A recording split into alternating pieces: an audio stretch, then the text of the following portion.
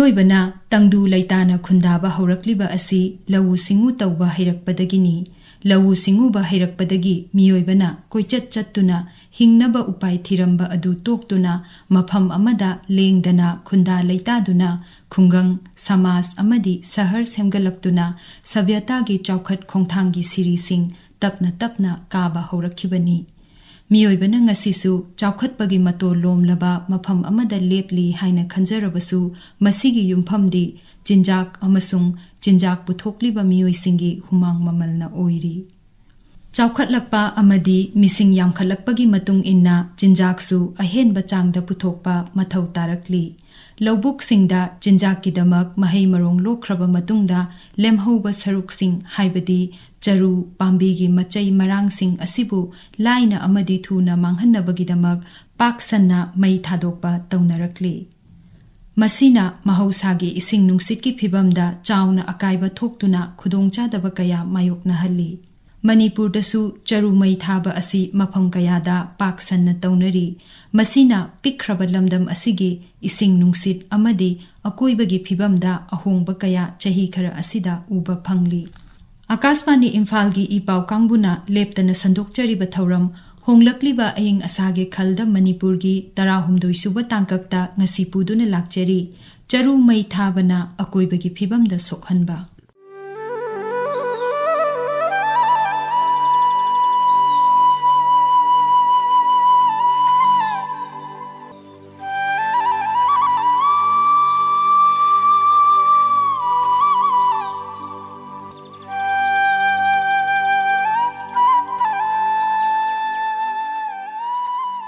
ꯂꯧꯎ ꯁꯤꯡꯎꯕ ꯑꯁꯤꯅ ꯆꯤꯟꯖꯥꯛ ꯄꯨꯊꯣꯛꯄꯒꯤ ꯈ꯭ꯋꯥꯏꯗꯒꯤ ꯆꯥꯎꯕ ꯂꯝꯕꯤ ꯑꯃ ꯑꯣꯏꯔꯤ꯫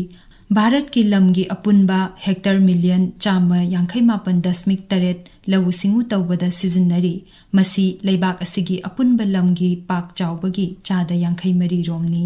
ꯂꯩꯕꯥꯛ ꯑꯁꯤꯅ ꯑꯄꯨꯟꯕ ꯂꯧꯎ ꯁꯤꯡꯎꯒꯤ ꯑꯔꯦꯝ ꯑꯈꯥꯛ ꯍꯥꯏꯕꯗꯤ ꯆꯔꯨ ꯑꯃꯗꯤ ꯄꯥꯝꯕꯤꯒꯤ ꯃꯆꯩ ꯃꯔꯥꯡꯅꯆꯤꯡꯕ ꯃꯦꯇ꯭ꯔꯤꯛ ꯇꯟ 400 ꯔꯣꯝ ꯆꯍꯤ ꯈꯨꯗꯤꯡꯒꯤ ꯄꯨꯊꯣꯛꯂꯤ꯫ ꯃꯁꯤꯒꯤ ꯃꯅꯨꯡꯗ ꯃꯦꯇ꯭ꯔꯤꯛ ꯇꯟ 42ꯗꯤ ꯆꯍꯤ ꯈꯨꯗꯤꯡꯒꯤ ꯃꯩ ꯊꯥꯗꯨꯅ ꯃꯥꯡꯍꯜꯂꯤ꯫ National policy for management of crop residues 2018ꯒꯤ ꯔꯤꯄꯣꯔꯠ ꯃꯇꯨꯡ ꯏꯟꯅ ꯎꯠꯇꯔ ꯄ꯭ꯔꯗꯦꯁꯅ ꯃꯦꯇ꯭ꯔꯤꯛ ꯇꯟ 60, ꯄꯟꯖꯥꯕꯅ ꯃꯦꯇ꯭ꯔꯤꯛ ꯇꯟ 51 ꯑꯃꯗꯤ ꯃꯍꯥꯔꯥꯁꯇ꯭ꯔꯅ ꯃꯦꯇ꯭ꯔꯤꯛ ꯇꯟ 43 ꯃꯊꯪ ꯁꯤꯠꯅ ꯂꯧꯎ ꯁꯤꯡꯎꯒꯤ ꯂꯦꯝꯈꯥꯛ ꯄꯨꯊꯣꯛꯄ ꯔꯥꯖ꯭ꯌꯁꯤꯡ ꯑꯣꯏꯔꯤ꯫ ꯑꯇꯣꯞꯄ ꯏꯟꯗꯁꯇ꯭ꯔꯤꯌꯦꯜ ꯋꯦꯁꯁꯤꯡꯅ ꯑꯀꯣꯏꯕꯒꯤ ꯏꯁꯤꯡ ꯅꯨꯡꯁꯤꯠꯀꯤ ꯐꯤꯕꯝꯗ ꯁꯣꯛꯍꯟꯕꯒꯨꯝ ꯂꯧꯎ ꯁꯤꯡꯎꯕꯗꯒꯤ ꯊꯣꯛꯂꯛꯄ ꯂꯦꯝꯈꯥꯛꯁꯤꯡ ꯃꯩ ꯊꯥꯕꯅꯁꯨ ꯃꯍꯧꯁꯥꯒꯤ ꯑꯀꯣꯏꯕꯒꯤ ꯐꯤꯕꯝꯗ ꯆꯥꯎꯅ ꯑꯀꯥꯏꯕ ꯄꯤꯔꯤ꯫ ꯆꯍꯤ ꯈꯨꯗꯤꯡꯒꯤ ꯃꯔꯨꯑꯣꯏꯅ ꯄꯟꯖꯥꯕ, ꯍꯔꯤꯌꯥꯅꯥ ꯑꯃꯁꯨꯡ ꯎꯠꯇꯔ ꯄ꯭ꯔꯗꯦꯁ ꯈꯛꯇꯗ ꯃꯦꯇ꯭ꯔꯤꯛ ꯇꯟ 35 ꯔꯣꯝꯒꯤ ꯆꯔꯨ ꯃꯩ ꯊꯥꯔꯤ꯫ ꯆꯔꯨꯁꯤꯡ ꯃꯩ ꯊꯥꯗꯣꯛꯄ ꯑꯁꯤꯅ ꯂꯧꯃꯤꯁꯤꯡꯒꯤ ꯈ꯭ꯋꯥꯏꯗꯒꯤ ꯁꯦꯜ ꯑꯃꯗꯤ ꯃꯇꯝ ꯆꯪꯗꯕ ꯆꯔꯨꯁꯤꯡꯕꯨ ꯃꯥꯡꯍꯟꯕꯒꯤ ꯄꯥꯝꯕꯩ ꯑꯣꯏꯔꯤ꯫ ꯃꯁꯤꯅ ꯃꯔꯝ ꯑꯣꯏꯗꯨꯅ ꯅꯨꯡꯁꯤꯠ ꯃꯣꯠꯍꯟꯕ ꯑꯃꯗꯤ ꯍꯨ ꯆꯦꯟꯕ ꯂꯩꯆꯤꯜ ꯁꯦꯝꯂꯛꯇꯨꯅ ꯃꯤꯑꯣꯏꯕꯒꯤ ꯍꯛꯁꯦꯜꯗ ꯁꯤꯡꯅꯔꯛꯂꯤ꯫ ꯏꯪ ꯀꯨꯝꯖꯥ 2018-18ꯗ ꯃꯅꯤꯄꯨꯔ ꯁꯔꯀꯥꯔꯒꯤ ꯂꯧꯎ ꯁꯤꯡꯎ ꯕꯤꯚꯥꯒꯅ ꯄꯨꯊꯣꯛꯈꯤꯕ ꯕꯤꯚꯥꯒ ꯑꯁꯤꯒꯤ ꯃꯥꯏ ꯄꯥꯛꯄꯒꯤ ꯔꯤꯄꯣꯔꯠ ꯑꯃꯗ ꯃꯅꯤꯄꯨꯔꯒꯤ ꯑꯄꯨꯟꯕ ꯂꯧꯎ ꯁꯤꯡꯎ ꯑꯃꯗꯤ ꯃꯍꯩ ꯃꯔꯣꯡ ꯊꯥꯕ ꯌꯥꯕ ꯂꯝꯒꯤ ꯄꯥꯛ ꯆꯥꯎꯕ ꯑꯁꯤ ꯆꯥꯎꯔꯥꯛꯅ ꯍꯦꯛꯇꯔ 3,63,330 ꯔꯣꯝ ꯑꯣꯏꯔꯤ ꯍꯥꯏꯅ ꯄꯜꯂꯤ꯫ ꯃꯁꯤꯒꯤ ꯃꯅꯨꯡꯗ ꯆꯥꯎꯔꯥꯛꯅ ꯍꯦꯛꯇꯔ 2,19,960 ꯔꯣꯝꯗꯤ ꯂꯧꯎ ꯁꯤꯡꯎꯕꯗ ꯁꯤꯖꯤꯟꯅꯔꯤ ꯍꯥꯏꯔꯤ꯫ ICAR ꯂꯝꯐꯦꯜ ꯄꯥꯠꯇꯒꯤ ꯐꯪꯕ ꯔꯤꯄꯣꯔꯠ ꯑꯃꯒꯤ ꯃꯇꯨꯡ ꯏꯟꯅ ꯌꯥꯝꯗ꯭ꯔꯕꯗ ꯂꯧ ꯄꯔꯤ ꯑꯃꯗ ꯆꯔꯨ ꯇꯟ 6-8 ꯐꯥꯎꯕ ꯆꯍꯤ ꯈꯨꯗꯤꯡꯒꯤ ꯄꯨꯊꯣꯛꯂꯤ꯫ ꯃꯅꯤꯄꯨꯔꯗ ꯆꯍꯤ ꯑꯃꯗ ꯆꯔꯨ ꯇꯟ 19,12,119 ꯂꯣꯝ ꯄꯨꯊꯣꯛꯂꯤ꯫ ꯃꯁꯤꯒꯤ ꯃꯅꯨꯡꯗ 50% ꯍꯦꯟꯅ ꯃꯩ ꯊꯥꯗꯨꯅ ꯃꯥꯡꯍꯜꯂꯤ꯫ ꯃꯅꯤꯄꯨꯔꯗ ꯆꯔꯨ ꯃꯩ ꯊꯥꯕꯒꯤ ꯆꯥꯡ ꯑꯁꯤ ꯆꯍꯤ ꯈꯔ ꯑꯁꯤꯗ ꯍꯦꯟꯒꯠꯂꯛꯂꯤ꯫ ꯃꯁꯤꯒꯤ ꯃꯔꯝꯗꯤ ꯁꯥ ꯁꯟ ꯂꯣꯏꯕꯒꯤ ꯃꯁꯤꯡ ꯍꯟꯊꯔꯛꯄ, ꯃꯄꯥꯟꯗꯒꯤ ꯄꯨꯁꯤꯜꯂꯛꯄ ꯁꯟꯒꯤ ꯃꯈꯜꯁꯤꯡ ꯑꯁꯤꯅ ꯆꯔꯨꯕꯨ ꯄꯥꯝꯅ ꯆꯥꯗꯕ, ꯅꯤꯡꯊꯝ ꯃꯍꯩ ꯃꯔꯣꯡ ꯑꯣꯏꯅ ꯂꯧ ꯈꯣꯏꯗꯣꯛꯇꯅ ꯍꯪꯒꯥꯝ ꯍꯨꯟꯕ ꯃꯇꯝꯗ ꯆꯔꯨ ꯊꯥꯗꯣꯛꯂꯒ ꯍꯨꯟꯕ, ꯃꯦꯁꯤꯟꯅ ꯂꯧ ꯌꯩꯈ꯭ꯔꯕ ꯃꯇꯨꯡꯗ ꯆꯔꯨꯁꯤꯡ ꯈꯣꯝꯖꯤꯟꯕꯒꯤ ꯈꯨꯗꯣꯡꯆꯥꯗꯕ ꯑꯃꯗꯤ ꯆꯔꯨ ꯆꯥꯏꯊꯣꯛꯄ ꯐꯩ ꯍꯥꯏꯕ ꯈꯪꯂꯕꯁꯨ ꯃꯗꯨꯒꯤꯗꯃꯛ ꯆꯔꯨ ꯆꯥꯏꯊꯣꯛꯅꯕ ꯃꯤ ꯑꯃꯗꯤ ꯃꯤ ꯅꯦꯛꯅꯕ ꯁꯦꯜ ꯂꯩꯇꯕ ꯑꯁꯤꯅꯆꯤꯡꯕꯅꯤ꯫ Matam kharagi mamangdadi yumthong khudingda san loinarami san singna chanabagidamagta charu sing yumda chingkhattuna paiduna thamnarami adubu matamgi matung inna haujikti laumi singna san loibagi chang yamna hanthakre kanagumba kharana sangom thokpi sanbi loiba yawrabasu mapan lamdagi pusilakpa sanbi singi makhal sing asina charu bu pamna chadabadagi san singi machinjak oina charu pak sanna sijinnabagi chang hantharakli law lokhraba matungda laumi singna law khoidoktana hangam hunba asi manipur gi mafam kayada tawnari charu sing labukta chaithoklaga mai tharaba matungda hangam hunba asi laumi ayambana tawnai Amaromda hangam hundaba lawpham singdadi lawphamda paisinduna leiba charu sing adu manghanba amadi mathangi lawroki thaurang tawnabagi-damak khwaidagi laiba upai ama oina charu mai thaba asi lamdam asigi ayamba mafamda tawnari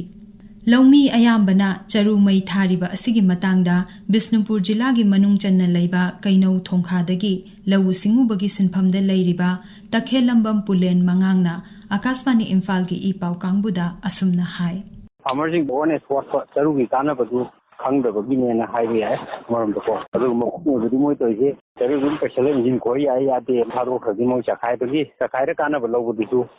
adu awareness what pa hai gitra adu asing bagi di charu moi thai ji hamana tan ba hai tare ne charu chakhai ba tan ba adu kana balo budu phatu phata bane adu mo makha mangna tha da ba atop mi na ko ngang gi na ke hatu ko gi yaw ba Aidi kuiro ga ayin suka thati charude dai taragi mamang dai charu mai thabasi akoina laumi sida tap chaba charu hi kana bi simi mai to gona phai hai rin to tewone sim bapira ga di ai masi cheto bungam ne na khali adinga sai kana badu khangin changi adubu charu mai thabana akoibagi ising nungsit amadi mahausagi phibamda akaiba kaya thokhalli masina khwaidagi mang takhalliba asi nungsit senghandaba amadi leibak leihau manghanbani Charu mai thaba matamda carbon dioxide, carbon monoxide, nitrogen oxide, sulfur oxide, methane amadi volatile oiba organic compound na chingba kaya thadokli. Charu mai thabadagi thorakpa khudong thiningai oiraba machaksing asina nungsit mochil hanba amadi malemgi khwaidagi chawba issue oiriba climate change dasu mateng pangli. Charu mai thabadagi thorakpa greenhouse gasing asina malemgi aying asada ahongba kaya lakhanduna sabagi chang hengathalli Laibak asida Inglising ani taramathoi-dagi lawu singugi arem khaksing mai thabadagi greenhouse gas thadokpagi chang chada 65 rom hengatlakli Charu mai thabana mafamdugi leijaramliba biodiversity dasu akaiba pi masina lamlaki jiba kaya tilkangsing uchek amadi apikpa jiba kaya maru oina charubu machinjak oina amadi makhoigi leifam oina sijinnaba jiba kaya manghalli asigumba jiba singi leifam manghanba asina mafamdugi leijaramliba ecosystem da chauna akaiba pi masida natana charu mai thabadagi thorakpa phattaba machaksing asina hakthengnana natraga nakoinana lamlaki jibasing amadi isingi ecosystem dasu akaiba pi Charu mai thabada thorakpa amotpasing asina miyoibagi hakchang sokhalli amadi akoibagi nungsit mochil hannaba achauba maram ama oiri hiram asigi matangda Manipur Sarkar gi Directorate of Environment and Climate Change ki Director Dr. T. Brajakumarna Akashvani Imphal gi ipau kangbuda asumna phongdorakli Akoidadi rain water harvesting torakanda tagana rain fed agriculture ina nongsurkana harvest on matam amade phangdamnina barabar post harvesting ide khaw matam ji ningdam tha takalem ningdam da ji atmosphere ing matam nem aying matam da sai sulfur ji oxide na daga nitrogen oxide na atmosphere la kan ji ma je fog aida ko lechin man laga amot pom thole ko ada fog ki issue hengal lebe ko ji lechin din ta lechin di man u mayam na lechin din ta yam tha laurga am कोई हरियाणा दा कई दा कोई problem थोई जे दिल्ली दा कई problem थोई जे सी फोकी सुजी मणिपुर में हेंगले बजिक से को कई गुना दिन दम ता चरु मै थार कोई व्हाट अचो कंट्रीब्यूशन तोरे अदुना अखोई गी लेबा एटमॉस्फेयर सी गी लेबा टेंपरेचर सिगा अचगी चरु मै थार थोरैबा नाइट्रोजन ऑक्साइड अदगी सल्फर ऑक्साइड के मिक्स अप kan फोकी थोरको होरपा तारे कोई अदुना सी पोस्टना अखोई दा एक्सीडेंट प्रॉब्लम हैलपा adagi mitta thuphalakpa angang sornu ayataba azmana ba angang ki moi sornu wa hari isu ma thorko halakpa koina adan sarumai thabagi impact se another impact foki achuba large scale la pa se sima koi manipur nong na koi notice to ko adi climate change ki matam aduna sibadi barabar akhona at any cost masi tokpa masang prevent to masang ebo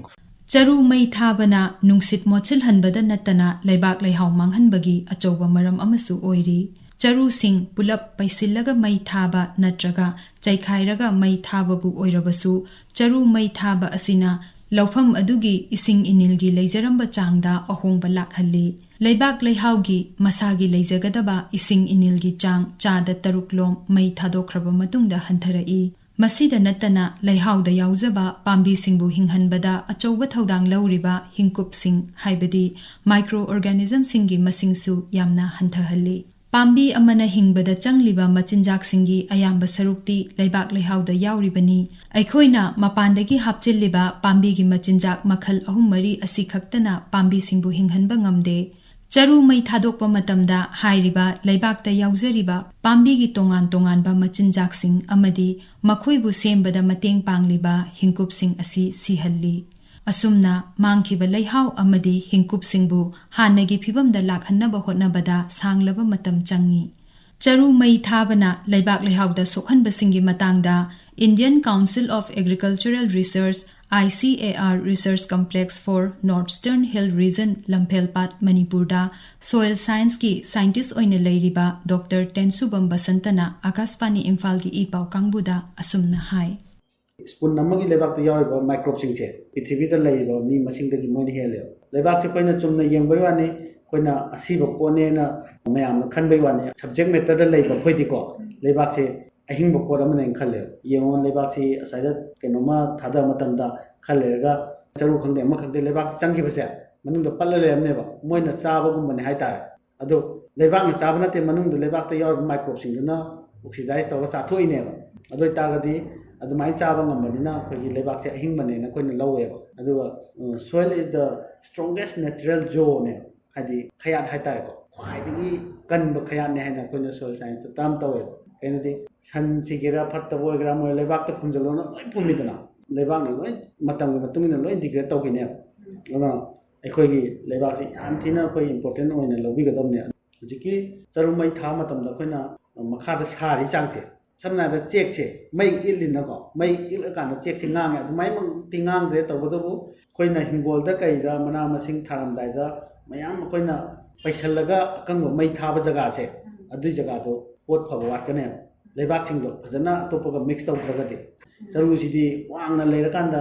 lok sanam gi kai gi pai bodu loi mai tha do ni natra adna makha da leba khagi kano sing che check che koina check matum ma sing da sahi mari nga tingo dum lebak olapran olapang ngamdreba modi irreversible process chakrabane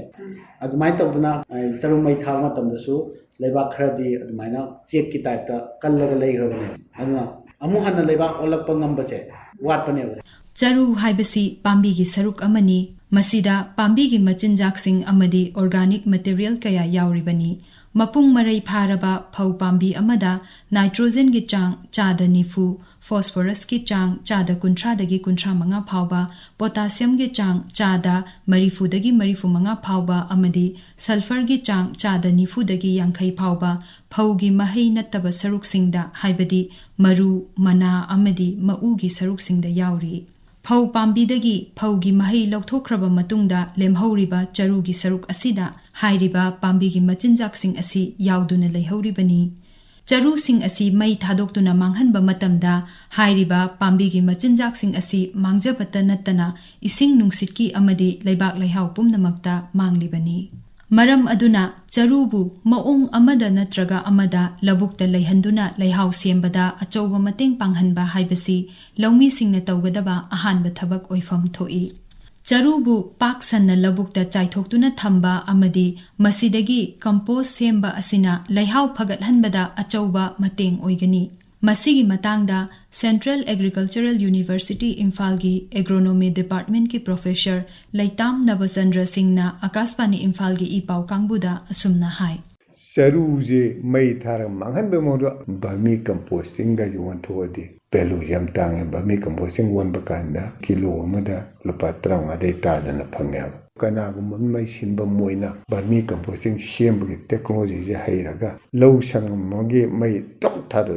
manghan ge do ꯑꯗꯨꯗꯒꯤ ꯃꯥꯅ ꯌꯥꯝꯗ꯭ꯔꯕꯗ 50,000 ꯇꯥꯟꯕ ꯉꯝꯒꯅꯦꯕ ꯁꯤꯃ factor ꯑꯃ ꯑꯗꯩ ꯏꯆꯝ ꯆꯝꯕ improve method of ꯀꯝꯄꯣꯁꯇꯤꯡ ꯍꯥꯏꯅ ꯍꯧꯖꯤꯛꯇꯤ ꯈꯔ ꯂꯩꯔꯦꯕ ꯁꯤꯗ ꯁꯟꯊꯤ ꯁꯦꯝ ꯈꯔ ꯁꯤꯖꯤꯟꯅꯔꯒ ꯁꯟꯊꯤꯒꯤ ꯁ꯭ꯂꯔꯤ ꯈꯔ ꯃꯔꯛ ꯃꯔꯛꯇ ꯆꯥꯏꯁꯜꯂꯒ ꯀꯝꯄꯣꯁꯇꯤꯡ ꯇꯧꯔꯁꯨ ꯑꯗꯨꯗꯁꯨ ꯊꯥ 5-6ꯄꯨꯗꯤ ꯆꯪꯉꯤ ꯑꯗꯨꯗꯨꯅ ꯃꯌꯥꯏꯗꯨ ꯀꯩꯁꯨ ꯌꯥꯎꯅ ꯄꯨꯂꯞ ꯀꯝꯄꯣꯁ ꯑꯣꯟꯊꯣꯛꯄ ꯌꯥꯏꯑꯕ ꯑꯩꯈꯣꯏ ꯁꯦꯂꯨꯂꯦꯇꯤꯛ ꯐꯟꯖꯥꯏꯅ ꯐꯟꯖꯥꯏ ꯃꯈꯜ ꯈꯔ ꯊꯣꯛꯂꯛꯑꯦꯕ ꯃꯣꯏꯅ ꯄꯦꯀꯦꯖꯤꯡ ꯇꯧꯔꯒ ꯀꯜꯆꯔ ꯇꯧꯔꯒ ꯌꯣꯟꯕ ꯆꯔꯨꯁꯤꯗ ꯑꯩꯈꯣꯏꯅ ꯏꯁꯤꯡ ꯈꯔ ꯈꯤꯛꯑꯒ ꯊꯧꯔꯒ ꯃꯔꯛ ꯃꯔꯛꯇ ꯑꯩꯈꯣꯏ ꯏꯁꯤꯡ ꯈꯔ ꯈꯤꯛꯑꯒ ꯃꯣꯏꯒꯤ ꯂꯣꯏꯅ ꯆꯥꯏꯁꯟꯕ ꯀꯥꯟꯗ ꯃꯈꯣꯏꯅ ꯆꯔꯨꯁꯦ ꯏꯅꯤꯟ ꯈꯔ ꯏꯁꯤꯡꯁꯦ ꯈꯔ ꯈꯤꯛꯄꯤꯔꯒ ꯌꯥꯝ ꯊꯨꯅ ꯃꯣꯏꯅ ꯆꯥꯔꯒ ꯀꯝꯄꯣꯁ ꯑꯣꯟꯕ ꯌꯥꯏ ꯊꯥ 6ꯒꯤ ꯃꯅꯨꯡꯗ ꯑꯇꯣꯞꯄ ꯐꯦꯛꯇꯔ ꯑꯃꯅ ꯀꯨꯝꯒꯤ ꯅꯣꯡꯖꯨ ꯊꯥ ꯈꯔ ꯌꯧꯔꯝꯗꯥꯏꯒꯤ ꯃꯃꯥꯡꯁꯤꯗ ꯑꯩꯈꯣꯏ ꯆꯔꯨꯁꯦ ꯃꯥ ꯀꯛꯄꯤꯕ ꯉꯝꯃꯗꯤ ꯐꯩ ꯀꯛꯄ ꯉꯝꯗ꯭ꯔꯁꯨ ꯑꯩꯈꯣꯏ ꯅꯣꯡ ꯈꯔ ꯂꯥꯛꯄ ꯃꯇꯝꯗ ꯑꯃꯨꯛꯇꯪ ꯆꯥꯏꯊꯣꯛꯑꯒ ꯂꯧꯕꯨꯛꯇꯨꯗ ꯍꯥꯔ ꯑꯣꯜꯍꯟꯗꯣꯏꯅꯤꯀꯣ ꯆꯥꯏꯅꯤ ꯆꯥꯏ ꯉꯁꯥꯏꯒꯤ ꯀꯣꯝ ꯑꯃ ꯀꯝꯕꯤ ꯑꯃ ꯇꯧꯕ ꯅꯠꯇꯕ ꯗꯤꯀꯝꯄꯣꯖꯔ ꯍꯥꯏꯅ ꯑꯃꯃꯨꯛ ꯊꯣꯛꯑꯦꯕ ꯁ꯭ꯇ꯭ꯔꯣ ꯗꯤꯀꯝꯄꯣꯖꯔ ꯍꯥꯏꯅ ꯆꯔꯨꯈꯣꯛꯀꯨꯝꯕ ꯆꯔꯨꯒꯨꯝꯕꯁꯦ ꯌꯥꯝ ꯊꯨꯅ ꯄꯠꯊꯅꯕ ꯑꯩꯈꯣꯏ ꯁꯦꯂꯦꯛꯇꯤꯚ ꯐꯟꯖꯥꯏꯅ ꯆꯥꯕ ꯑꯗꯨꯃꯥꯏꯅ ꯍꯧꯖꯤꯛꯀꯤ ꯑꯗꯨꯒꯨꯝꯕ ꯃꯍꯤꯛ ꯃꯇꯥꯏ ꯃꯈꯜ ꯑꯃꯅꯦꯕ ꯂꯧꯕꯨꯛꯇ ꯆꯔꯨꯁꯤꯡꯗꯣ ꯆꯥꯏꯊꯣꯛ ꯇꯥꯔꯦ ꯍꯥꯔ ꯑꯣꯜꯍꯟꯗꯣꯏꯅꯤ ꯆꯥꯏꯊꯣꯛꯑꯒ ꯍꯧꯖꯤꯛꯀꯤ ꯗꯤꯀꯝꯄꯣꯖꯔꯁꯦ ꯈꯔ ꯑꯃꯨꯛ ꯆꯥꯏꯁꯟ ꯇꯥꯔꯦ ꯆꯥꯏꯔꯒꯗꯤ ꯖꯁ ꯇ꯭ꯔꯦꯛꯇꯔꯒꯨꯝꯕꯅ ꯁꯨꯝ ꯈꯣꯏꯖꯤꯟꯈꯤꯕꯗꯅꯦ ꯌꯥꯝ ꯊꯨꯅ ꯂꯧ ꯊꯥꯕ ꯅꯪꯅꯕ ꯃꯇꯝꯗ ꯍꯥꯔ ꯑꯣꯟꯖꯤꯒꯤꯅꯤ ꯄꯠꯈꯤꯅꯦꯕ ꯆꯔꯨ ꯃꯩ ꯊꯥꯕꯒꯤ ꯑꯃꯥꯡꯕ ꯑꯁꯤ ꯈꯪꯅꯔꯛꯄꯗꯒꯤ ꯑꯃꯗꯤ ꯃꯁꯤꯗꯒꯤ ꯈꯔꯗ ꯑꯣꯏꯔꯕꯁꯨ ꯍꯟꯊꯍꯟꯕꯗ ꯃꯇꯦꯡ ꯄꯥꯡꯕ ꯑꯣꯏꯅ ꯍꯧꯖꯤꯛꯇꯤ ꯂꯅꯥꯏ ꯂꯨꯞ ꯑꯃꯗꯤ ꯃꯤꯑꯣꯏ ꯀꯌꯥꯅ ꯆꯔꯨ ꯃꯩ ꯊꯥꯗꯨꯅ ꯃꯥꯡꯍꯟꯕꯒꯤ ꯃꯍꯨꯠꯇ ꯑꯇꯣꯞꯄ ꯍꯤꯔꯝ ꯀꯌꯥꯗ ꯁꯤꯖꯤꯟꯅꯔꯤ ꯃꯁꯤꯅ ꯁꯦꯟꯊꯣꯛ ꯂꯩꯍꯟꯕꯗꯁꯨ ꯍꯦꯟꯅ ꯃꯇꯦꯡ ꯄꯥꯡꯕ ꯉꯝꯂꯤ ꯃꯅꯤꯄꯨꯔꯗ ꯆꯔꯨꯗꯒꯤ ꯇꯤꯟꯊ꯭ꯔꯣꯛ ꯁꯤꯖꯤꯟꯅꯗꯨꯅ ꯕꯔꯃꯤ ꯀꯝꯄꯣꯁ ꯁꯦꯝꯕ ꯆꯔꯨ ꯄꯠꯊ ꯄꯨꯝꯊꯍꯜꯂꯒ ꯀꯝꯄꯣꯁ ꯁꯦꯝꯕ ꯆꯦꯡꯒꯨꯝ ꯊꯥꯕ ꯃꯩ ꯊꯥꯅꯕ ꯃꯩꯇꯥꯟꯒꯨꯝꯕ ꯃꯈꯜꯒꯤ ꯐꯨꯑꯦꯜ ꯁꯥꯕꯗ ꯆꯔꯨ ꯁꯤꯖꯤꯟꯅꯕꯅꯆꯤꯡꯕ ꯃꯐꯝ ꯀꯌꯥꯗ ꯄꯥꯏꯈꯠꯅꯔꯤ ꯃꯈꯣꯏꯒꯤ ꯃꯅꯨꯡꯗ ꯕꯤꯁꯅꯨꯄꯨꯔ ꯖꯤꯂꯥꯒꯤ ꯃꯅꯨꯡ ꯆꯟꯅ ꯂꯩꯕ ꯇꯧꯕꯨꯜꯗ ꯆꯔꯨ ꯁꯤꯖꯤꯟꯅꯗꯨꯅ ꯀꯝꯄꯣꯁ ꯁꯦꯝꯕꯒꯤ ꯊꯕꯛ ꯃꯥꯏ ꯄꯥꯛꯅ ꯆꯠꯊꯔꯤ ꯄꯨꯛꯀꯩ ꯑꯦꯒ꯭ꯔꯤ ꯕꯤꯖꯤꯅꯦꯁ ꯍꯥꯏꯅ ꯃꯤꯡꯊꯣꯟꯕ ꯋꯥꯈꯜ ꯃꯥꯟꯅꯕ ꯅꯍꯥꯁꯤꯡꯅ ꯄꯨꯟꯁꯤꯜꯂꯒ ꯁꯦꯝꯕ ꯂꯧꯎ ꯁꯤꯡꯎꯕꯗ ꯕꯦꯁ ꯇꯧꯕ ꯐꯥꯔꯝ ꯑꯁꯤꯅ ꯑꯇꯣꯞꯄ ꯂꯧꯎ ꯁꯤꯡꯎꯒ ꯃꯔꯤ ꯂꯩꯅꯕ ꯊꯕꯛ ꯊꯧꯔꯝ ꯀꯌꯥꯒ ꯂꯣꯏꯅꯅ ꯀꯝꯄꯣꯁ ꯁꯦꯝꯕ ꯑꯁꯤꯁꯨ ꯃꯥꯏ ꯄꯥꯛꯅ ꯆꯠꯊꯔꯤ ꯄꯨꯛꯀꯩ ꯑꯦꯒ꯭ꯔꯤ ꯕꯤꯖꯤꯅꯦꯁꯅ ꯆꯠꯊꯔꯤꯕ ꯊꯕꯛ ꯑꯁꯤꯗ ꯃꯣꯜꯀꯦꯀꯤ ꯐꯥꯎꯟꯗꯦꯁꯟꯅ ꯂꯝ ꯀꯌꯥꯗ ꯑꯆꯧꯕ ꯃꯇꯦꯡ ꯄꯥꯡꯂꯤ ꯂꯧꯕꯨꯛꯇ ꯂꯦꯝꯅ ꯇꯥꯗꯨꯅ ꯂꯩꯔꯕ ꯆꯔꯨꯁꯤꯡ ꯈꯣꯝꯖꯤꯟꯗꯨꯅ ꯁꯟꯊꯤꯅꯆꯤꯡꯕ ꯄꯣꯠꯂꯝꯁꯤꯡꯒ ꯌꯥꯟꯁꯤꯟꯅꯗꯨꯅ ꯀꯝꯄꯣꯁ ꯍꯥꯔ ꯁꯦꯝꯂꯤ ꯃꯁꯤꯅ ꯃꯍꯧꯁꯥꯒꯤ ꯑꯣꯏꯕ ꯃꯑꯣꯡꯗ ꯂꯩꯕꯥꯛ ꯂꯩꯍꯥꯎ ꯐꯒꯠꯍꯟꯅꯕ ꯍꯣꯠꯅꯕꯒꯤ ꯄꯥꯟꯗꯝꯗ ꯀꯝꯄꯣꯁ ꯍꯥꯔ ꯁꯦꯝꯕꯒꯤ ꯊꯕꯛ ꯑꯁꯤ ꯄꯥꯏꯈꯠꯄꯅꯤ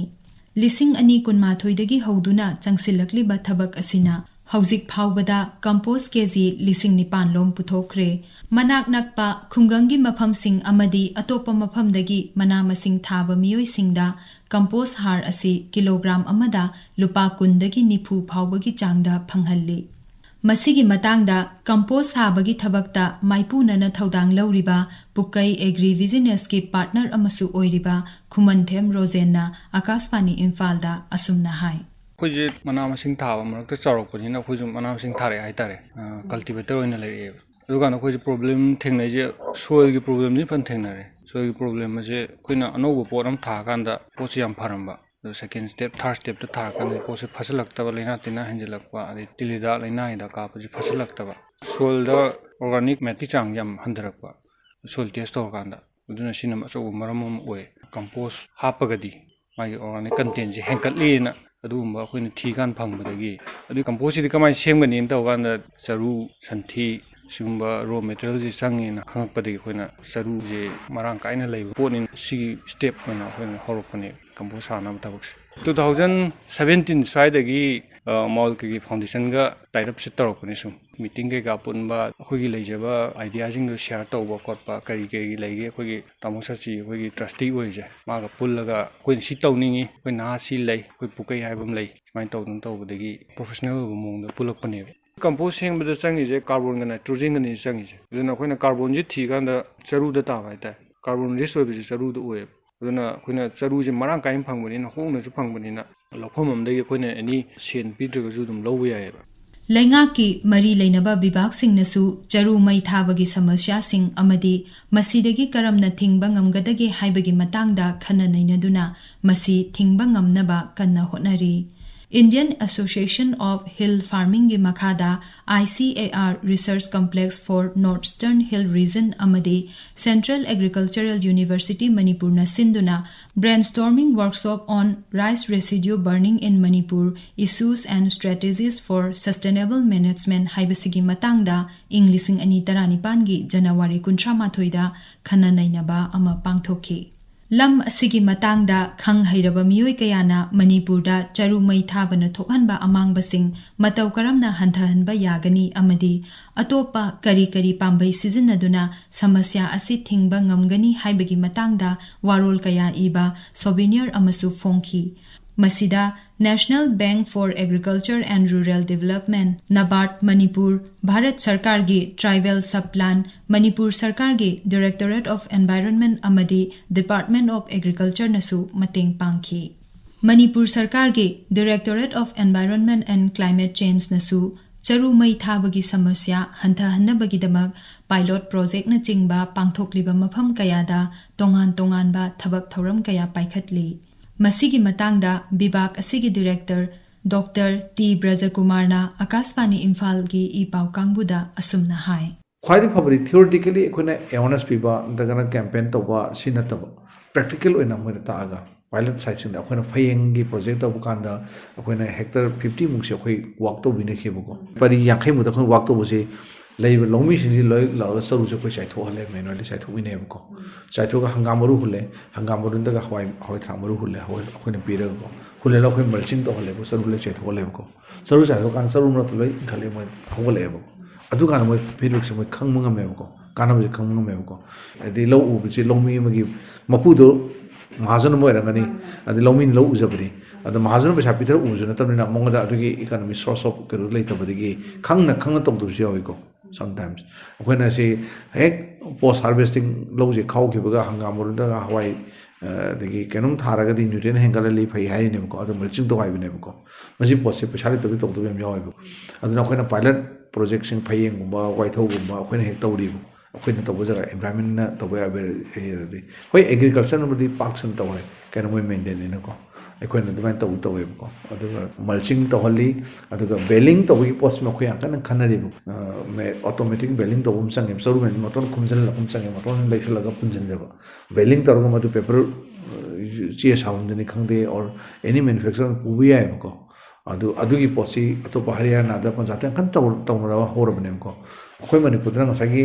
माइ लोखम जिपिकपनिना बेलिंग प्रोसेस द बेनिफिट क्या फंगमंग मोइदो होजिकसे अदुमपो अखोय डिपार्टमेंट हुरोकिदि आकन खल्लिबको one of the alternate option होइना होजिकसे टारगेट आकन तौरि होजिकसे सरकार अमदी लनाई लुप कयाना चारू मई थाबगी समस्या असिबु हंथाहन्नबा होटनरिबा असिदा मियामनसु अंगंबा मतेंग पांगसिंदुना महौसागी इसिंग नुंगसित अमदी लेबाक लेहाव मांगहल्लिबा असिबु थिंगबा ngamnaba होटनबदा अचौबा थौदांग लौफम थोकी मियोइबा अमदी जीवा पानबसिंगी अमत्ता ngairaba leifam oiriba malem asigi ising nungsit amadi aying asagi phibamda nongmagi ahongba kaya lakli mahausaगी khongchatna aikhoina thingba ngamdraba amadi lamba phangdaba maongda hongkhiba yai adubu aikhoina ngamjaba hotnaba ngamba maongda hotnaduna miyoibagi mathakta amadi mahausaगी mathakta lakhalliba ahongbasing asidi thingpham thoki aikhoina ngasi khangna natraga khangdana mahausaगी akoibagi ising nungsit amadi aying asada akaiba piribasing asina hauziki amadi tungi masama u phaba mirol amada achauba singnaba ama oina thokani miyoibana chaukhatpagi matung inna mahausagi saktambusu ikai khumnafam thoki thawai panba jiba pumnamak mahausa prakriti gi khongset asida tangjaduna hinglibani mahausa gi khongset ta kairakpa amadi aying asada ahongba piba asina miyoibata nattana jiba panba khudingmaki hingbagi khongset achauba singnaba amasu lakpa yai maram asina akoibagi ising nungsit amadi malemgi saktambu ngak senba haibasi aikhoi pumnamaki tawpham thokpa ithaudangni chinjak puthoknabagi damak lawu singuba haibasi tawdaba yadraba amani lawu singubadagi thoklakpa arem khaksing maram chana sijinnaduna mafam chana loisinduna tung koiba lawu singugi pathap ama puthoktuna ising nungsit amadi mahausagi akoibagi phibamga punna chatminnaba yaba lawu singugi pathap sembagi tangai phadaba lei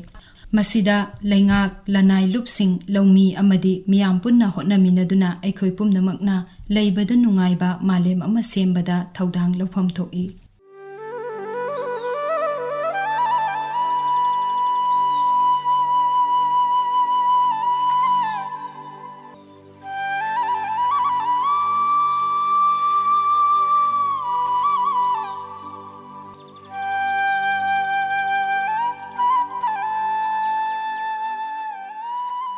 Matang asida Akashvani Imphal gi ipau kangbuna leptana sandokchariba thauram Honglakliba Aying-Ashagi Khalda Manipur gi 12 suba tangkak CHARU mai thabana AKHOIBAGE FIBAMDA SOKHANBA loizare thauram asigi ayibi Khetrimayum Ganga thauram puthokpa Thokchom Jogendrajit thauram lanthokchakhibi Okram Umadini